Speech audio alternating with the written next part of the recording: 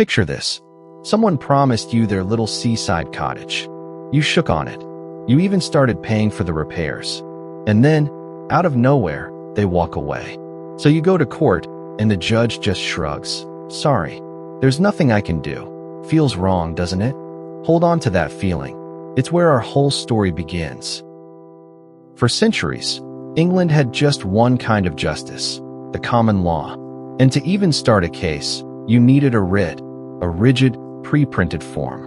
One form for each kind of problem. No more, no less. But here's the cruel part. If your trouble didn't fit one of those forms, the door simply closed. No writ, no case, no matter how badly you'd been wronged. So ordinary people did something bold. They went straight to the top. They wrote to the king himself, pleading, "Your Majesty, this just isn't fair." Soon there were far too many pleas for one king to read. So he handed them to his most trusted advisor, the Lord Chancellor, the keeper of his conscience. And the Chancellor asked a completely different question. Not which form fits, but the human one.